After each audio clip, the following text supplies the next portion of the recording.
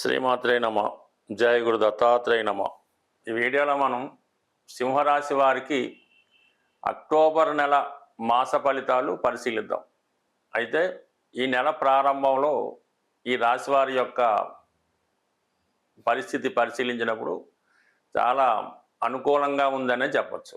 ముఖ్యంగా రాశిలో శుక్రుడు, ఎక్కడికి వెళ్ళినా సముచిత గౌరవం పొందుతూ ఉంటారు. మీలో ఆకర్షణ పెరుగుతూ ఉంటుంది. అంటే దశమాధిపతిగా లగ్నం అందు ఉన్నప్పుడు ఇతరుల యొక్క సహాయ సహకారాలు లేకుండా స్వతంత్రంగానే మీరు ఏదైనా కొత్త వృత్తిలో ప్రవేశించడం కానీ, మరి కొత్తగా ఉద్యోగంలో ప్రవేశిస్తున్న వాళ్ళకి చాలా వరకు మీరు ఆశించిన విధంగా అవకాశాలు రావడం జరుగుతూ ఉంటుంది. అంటే శుక్రుడు కాబట్టి అటు సినిమా రంగంలో కానీ, ఈ కళ టీవీ మీడియా రంగంలో ఉన్న వాళ్ళకి చాలా అనుకూలంగా ఉంటుంది. ఒక విధంగా ప్రభుత్వ ఉద్యోగంలో సర్వీస్లో ప్రవేశించడానికి కానీ, లేదంటే ఒక ప్రభుత్వ పదవి నామినేటెడ్ పోస్ట్ లాంటి ప్రయత్నం చేస్తున్న వాళ్ళకి కూడా ఇది చాలా అనుకూలంగా ఉంటుంది. ఎస్పెషల్లీ స్త్రీలకు ఇది చాలా అధికార హోదాని కోరుకున్న పదవిని రావడం జరుగుతూ ఉంటుంది. సరే, సాధారణంగా ఈ శుక్రుడు కేతువుతో కలిసి ఉన్నప్పుడు మీరు ఒక యాంగిల్లో ప్రయత్నం చేస్తుంటే వేరే యాంగిల్ ద్వారా మీ పని అయితే జరుగుతుంది.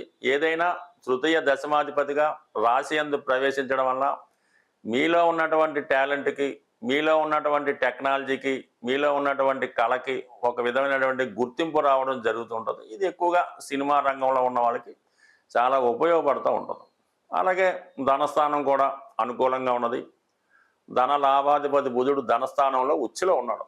ఈ కారణం వల్ల ఏంటంటే మీ యొక్క ఆదాయం పెరుగుతుంది, వాక్చాతుర్యం పెరుగుతుంది, చాలా నిర్మోహమాటంగా వ్యవహరిస్తూ ఉంటారు. రవి కూడా ధనస్థానంలో ఉండడం వల్ల ప్రభుత్వ పథకాల ద్వారా అయితేనే, ప్రభుత్వ సహకారంతో అయితేనే ధన సహకారం వచ్చే అవకాశం ఉంది. అంటే ఎక్కువగా ఇది ప్రభుత్వ పదవిలో కానీ, రాజకీయ పదవిలో కానీ ప్రవేశించే వాళ్ళకి ఈ విధమైన స్థితి ఇప్పుడు రావడం జరగడం వల్ల ప్రస్తుతం ఉన్నటువంటి ఆదాయంతో పాటు అదనపు ఆదాయం లాంటిది కూడా ఈ సమయంలో వచ్చే అవకాశం ఉంది. అంటే కొంతమంది ఏదైనా సింహరాశి సింహలగ్నం వారికి మీకు పెద్దవారి ద్వారా కానీ, వారసత్వంగా కానీ మీకైనా పదవి రావాల్సి ఉంటే, ఓ సొసైటీ ప్రెసిడెంట్, ఒక ఎండోమెంట్ సంబంధించిందో, లేదంటే ఏదైనా రాజకీయ పదవి రావాల్సి ఉంటే, ప్రభుత్వ ఉద్యోగం అన్న అవ్వచ్చు, మీ పెద్దవారు ఏదైనా కారణాంతరం వల్ల పదవీ విరమణ చేసి ఉంటే ఆ ఉద్యోగం మీకు రావాల్సి ఉంటే అటువంటిది ఈ సమయంలో మీకు వచ్చే అవకాశం ఉన్నది. అంటే మరి ధనస్థానంలో ఉన్నటువంటి రవి భగవానుడిపై శని భగవానుడు చూడటం వల్ల వారసత్వంగా వచ్చే ఉద్యోగాలు రావడం, లేదంటే మీరు మీ యొక్క కుల వృత్తిలో కానీ, కుటుంబానికి సంబంధించిన వృత్తిలో కానీ ప్రవేశించడానికి ఇది కూడా చాలా అనుకూలమైనటువంటి సమయం. ఇక ప్రస్తుతం కుజగ్రహం కూడా 3వ స్థానంలో ఉండడం వల్ల చాలా వరకు ప్రయాణాలు ఎక్కువగా చేస్తూ ఉంటారు. ఏదైనా నిర్ణయాలు చాలా ఫాస్ట్గా తీసుకోవడం జరుగుతూ ఉంటుంది. ఏదైనా పని అప్పటికప్పుడు సెటిల్ చేసుకొని పూర్తి చేసుకోవడం జరుగుతూ ఉంటుంది. అలాగే వృత్తిలో ఏదైనా మార్పు కూడా ఈ సమయంలో కొంత అనుకూలత ఏర్పడుతూ ఉంటుంది. గురువు 11లో ఉండడం, సో ఇది కామన్. గురువు 11లో ఉన్నప్పుడు ఎటువంటి పనైనా చివరి నిమిషంలో అయినా ఎవరో ఒకరి సహకారంతో మీరు పూర్తి చేసుకుంటారు. అలాగే అటు పూర్వపుణ్యం జనరేట్ అవ్వడం వల్ల, గత జన్మ పుణ్యం వల్ల అయితేనే, మీ సంతానం యొక్క సహకారం వల్ల అయితేనే, మీ యొక్క కృషి వల్ల అయితేనే ఏదన్నా విధంగా మీరు మీ యొక్క ప్రయత్నాలు నెరవేరుతూ ఉంటాయి. అయితే ఈ అక్టోబర్ 18వ తారీఖున గురుగ్రహం 12వ స్థానంలోకి ఉచ్చస్థానంలోకి ప్రవేశిస్తూ ఉన్నాడు. సో ఇది ఒక విధంగా మీకన్నా మీ సంతానానికి చాలా ఎక్కువ బెనిఫిట్ జరుగుతూ ఉంటుంది. వాళ్ళకి ఏదైనా విదేశీ అవకాశాలు రావడం కానీ, కొత్త ఉద్యోగంలో ప్రవేశించడం కానీ వాళ్ళకి అనుకూలత ఏర్పడుతుంది. మీరు కూడా ఏదైనా మంచి కార్యక్రమాల్లో పాల్గొంటారు. ఏదో ఒక శుభకార్యం, ఒక పుణ్య కార్యక్రమం లాంటిది తలపెట్టడం జరుగుతూ ఉంటుంది. ఎక్కువగా దానికి సంబంధించినటువంటి సహాయ సహకారాలు మీ స్థాయిలో మీరు సహకరించడం కూడా జరుగుతూ ఉంటుంది. కొన్ని ముఖ్యమైన నిర్ణయాలు కూడా ఈ సమయంలో తీసుకోవడం జరుగుతూ ఉంటుంది. అటు మీరు ఏదైనా మధ్యలో ఏదైనా ప్రయత్నం చేస్తూ ఉన్నారు, మధ్యలో ఆగిపోయింది, అంటే విద్య ఏదో పిహెచ్డి కోసమో, డాక్టరేట్ కోసమో, ఇంకా ఉన్నత చదువు కోసం ప్రయత్నం చేస్తూ ఉంటారు, మధ్యలో ఆగింది, దాన్ని తిరిగి పునఃప్రారంభించవచ్చు. ఎక్కువగా ఈ సమయంలో మీరు పిల్లల అభివృద్ధి కొరకు కానీ, వారికి శుభకార్యాల విషయంలో కానీ ఎక్కువగా కృషి చేయడం జరుగుతూ ఉంటుంది. బట్ ఏదైనా కొంతవరకు మీరు ఒక ఆధ్యాత్మిక రంగంలో ప్రవేశిద్దాం అనుకున్న వారికి కానీ, వేరే ఏదన్నా వేరే ప్రాంతంలో సెటిల్ అవుదాం అనుకున్న వాళ్ళకి కానీ ఇది చాలా వరకు అనుకూలించే అవకాశం ఉంటుంది.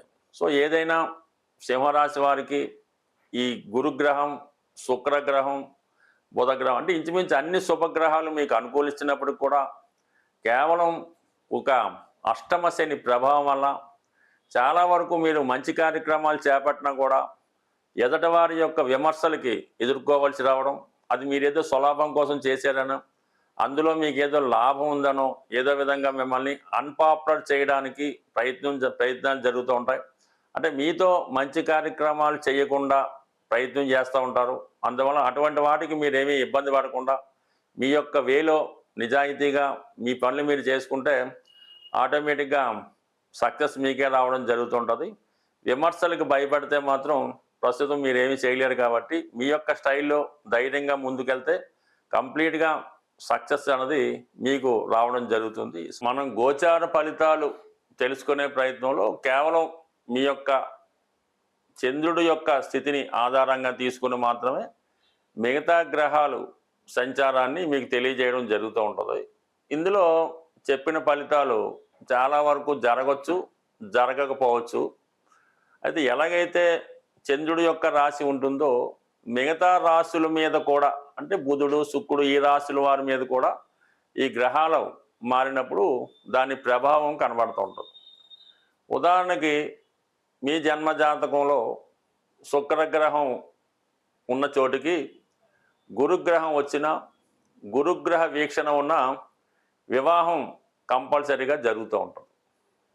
అలాగే మీరు జన్మజాతకంలో శనిగ్రహం ఉన్న రాశిలోకి గురుగ్రహం వచ్చిన, గురుగ్రహం చూసిన మీకు ఉద్యోగం రావడం అన్నది జరుగుతూ ఉంటుంది. అలాగే బుధుడు ఉన్న రాశిని గురువు చూసిన, గురువు ఆ గ్రహం మీద సంచారం చేసిన విద్యలో అభివృద్ధి కలుగుతుంది, స్థిరాస్తి కొనుక్కునే ప్రయత్నాలు జరుగుతూ ఉంటాయి. అలాగే కేతువు ఉన్న స్థానంలోకి శని వచ్చినప్పుడు ఉద్యోగం పోవడం జరుగుతూ ఉంటుంది. రాహు ఉన్న స్థానంలోకి శని వచ్చినప్పుడు ఉద్యోగపరమైన అభివృద్ధి, టెక్నికల్ డెవలప్మెంట్ జరుగుతూ ఉంటుంది. అలాగే కుజుడు ఉన్న రాశిలోకి శని వచ్చినప్పుడు ఉద్యోగం పోవడం కానీ, అన్నదమ్ములతో విభేదాలు, ఈ ప్రమాదాలు లాంటివి జరుగుతూ ఉంటాయి. అలాగే రవి ఉన్న స్థానంలోకి శని వచ్చినప్పుడు తండ్రి గారికి ఇబ్బంది కలుగుతూ ఉంటుంది. అలాగే మీ సంతానం విషయంలో ఇబ్బంది పడవలసి ఉంటుంది. ఇలాగా ప్రతి గ్రహం మీద ఈ గోచార ప్రభావం ఉంటుంది.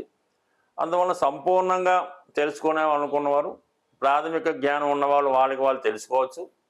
లేనప్పుడు కొద్దిగా అనుభవం ఉన్న జ్యోతిష్కుని సంప్రదించి ఏదైతే గ్రహం పాపగ్రహాల చేత ఇబ్బంది పడుతుందో ఆ గ్రహానికి మీరు పరిహారం చేసుకోవడం వల్ల ఖచ్చితమైన ఫలితం రావడం జరుగుతూ ఉంటుంది. అంటే ఏ పరిహారానికన్నా గోసేవ చేయడం వల్ల కానీ, గోవుకి సరైనటువంటి అంటే మంచి ఆహారాన్ని అందించడం వల్ల, అలాగే గోక్షీరంతో మీ ఇష్టదైవానికి అంటే ఎక్కువగా అన్నిటికీ శివుడే కాబట్టి శివుడికి అభిషేకం చేయడం వల్ల చాలా ఎక్కువ ఫలితాన్ని తొందరగా మనం పొందవచ్చు.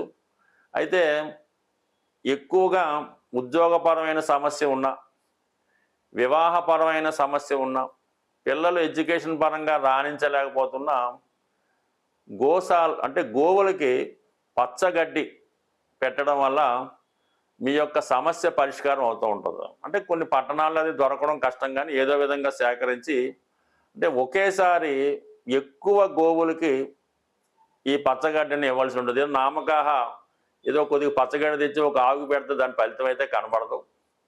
ఎక్కువ గోవులు ఉన్న చోట ఆ గోవులకి అంటే సుమారు ఒక 100 గోవులన్నా ఉండాలి.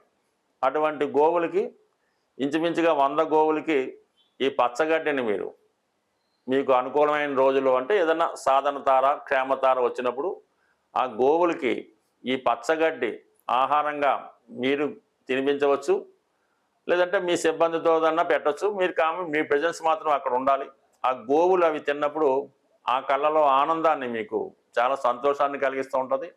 అలాగే మీ ఫలితం, మీ పని కూడా తప్పకుండా నెరవేరుతూ ఉంటుంది. ఏదన్నా పరిహారం మనం చేసుకునే మనకి ఉన్నటువంటి అవకాశాన్ని బట్టి చేయాలి తప్ప ఏదో నామినల్గా ఏదో డొనేషన్ చేయమన్నామని ఏదో 10 మందికి భోజనం పెట్టకుండా సాధ్యమైనంత వరకు అది ఒక స్థాయిలో ఉంటేనే ఆ ఫలితం కూడా మీకు రావడం జరుగుతూ ఉంటుంది. బట్ ఏదైనా కేవలం ఈ గోచార ఫలితాలు చంద్రుని మట్టి మాత్రమే చెప్పడం జరుగుతుంది.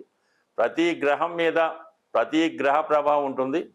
అది సంపూర్ణంగా తెలుసుకోవడం వల్ల డే టు డే మంత్ ఎప్పటికప్పుడు కార్యక్రమాలు మనం చేసుకోవచ్చు. ఏదైనా మన దైవ బలంతో మన జాతకాన్ని మనమే మార్చుకోవచ్చు. స్వస్తి.